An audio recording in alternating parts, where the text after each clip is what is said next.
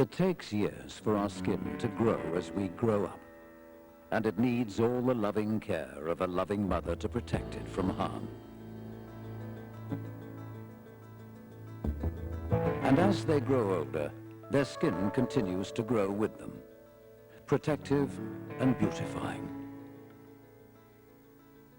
And later on, that skin may receive hours of care and attention to try to make it still more beautiful than perhaps even nature intended.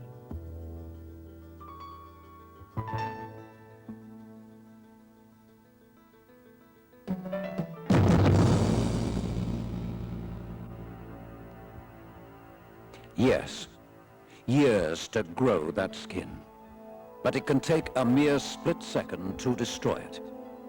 That softness, that beauty. And it may be more than just skin deep.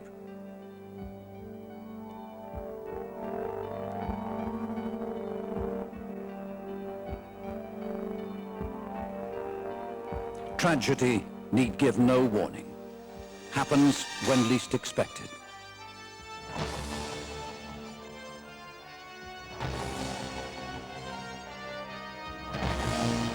A tragedy, yes.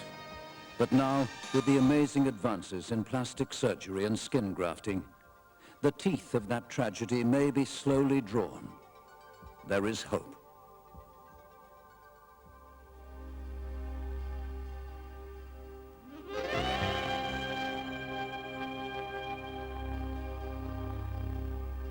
Some people first think of the use of plastic surgery in connection with the apparent rejuvenation of aging film stars.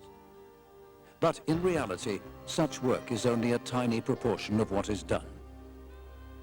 95% of plastic surgery helps to save lives or to improve the quality of the lives of unfortunate people, helping them, one could truthfully say, in facing the future anew.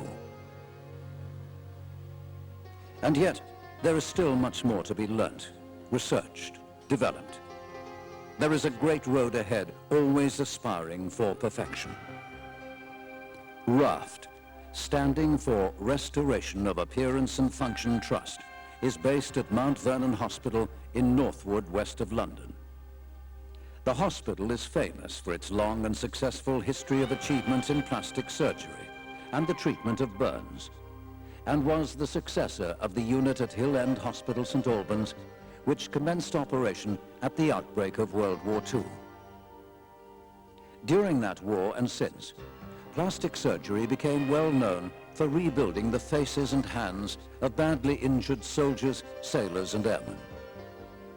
Since then, great strides have been made, especially in microsurgery, which can now enable transplants of almost any tissue. For example, skin, muscle, nerve and bone, to be used in reconstructive procedures, which in the past would not have been possible.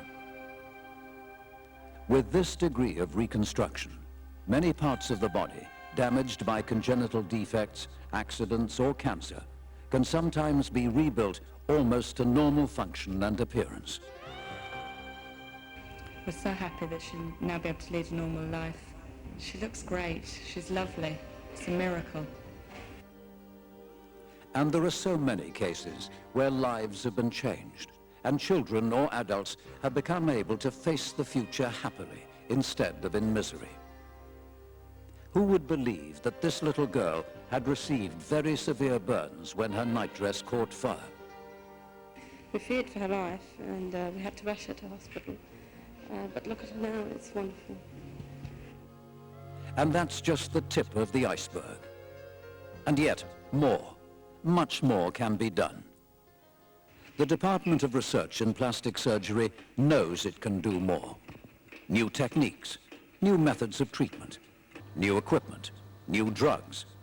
More research is needed and can bring rich rewards in the relief of accident patients, to those born with physical defects and cancer patients. And there is still so much more to be learnt from research in tissue repair, tissue transplantation, methods of treating cleft lip and palate, and even pressure sores. But to keep abreast of developments and to continue research needs money. The new research department set up at Mount Vernon, wholly financed by Raft, needs new equipment and trained staff to continue and improve on what has been done up to now. There are 6 interrelated areas in which Raft is planning research. The first is generally referred to as tissue repair and covers the repair of skin, muscle, nerves, blood vessels, and even bone. Some work has been done on nerves, but there is a lot more to be done on their replacement with grafts from the patient or donors. In addition, there is a lot of research required into replacing them with other body tissues, or even by using degradable synthetic plastics, along which the nerve is encouraged to grow, with the assistance of chemicals similar to those produced naturally by the body. Tissue transplant is another area in which Raft intend to advance further. The skin is in fact the single largest organ in the body by weight, and it is the most complex, as it carries out more different functions than any other organ. The biggest limitation in transplantation up to now has been the lack of undamaged skin available on a severely burnt patient for the transplantation. Another person's has been used as a temporary basis, but it has had to be replaced later. In recent years, disasters such as those of the Falklands, Manchester Airport, Piper Alpha, and King's Cross emphasized the necessity of even more progress in the areas of plastic surgery. Treatment of badly burnt patients would be revolutionized if donor skin or synthetic skin could be used as a permanent replacement in the initial treatment. To do this would require the evolution and proving of new immunosuppressive drugs.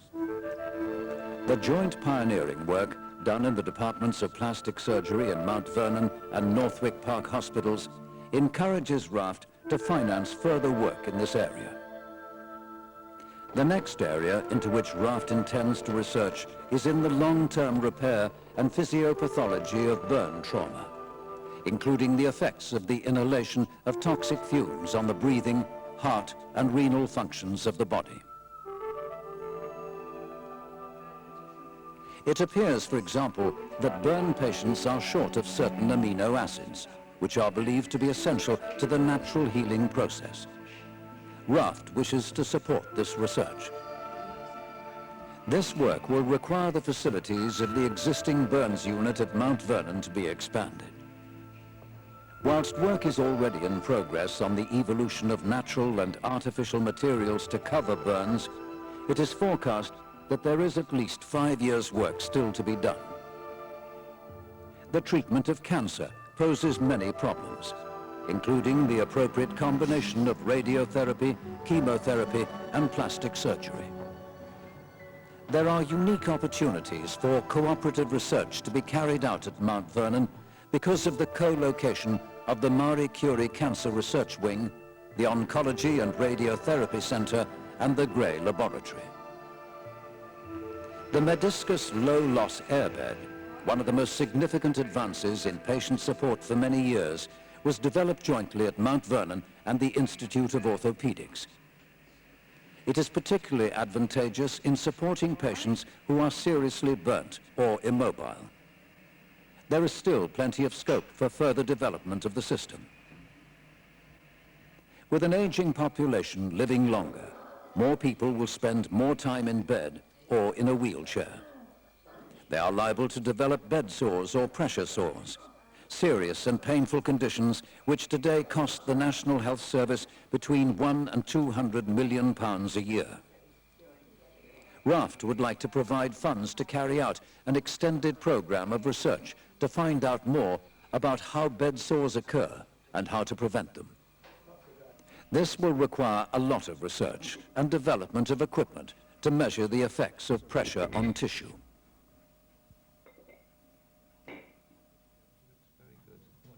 For the last decade, surgeons at Mount Vernon have been treating children's cleft palates and hare lips. Raft would like to help in carrying out more research into these specialties, especially in monitoring how the repair changes as the child grows. Much of this work is carried out in conjunction with the Eastman Dental Hospital and University College.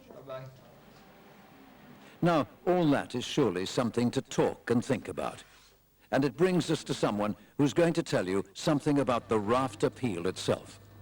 The Right Honourable Norman Tebbit.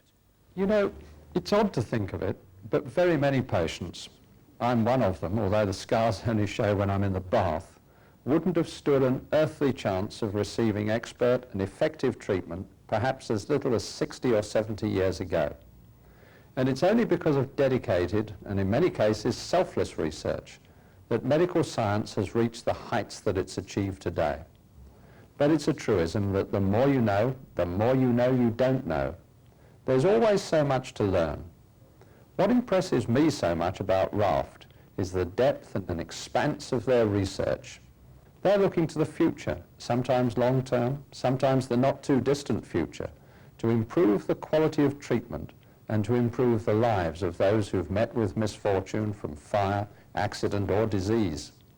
And they still have a wealth of thought for the young and the very old. But all this needs special research. And because it's not always part of everyday essential medical care, it does need special dedication and therefore special funding. Perhaps I'm influenced by the fact that a lot of my former colleagues in flying have a lot for which to thank existing burns units.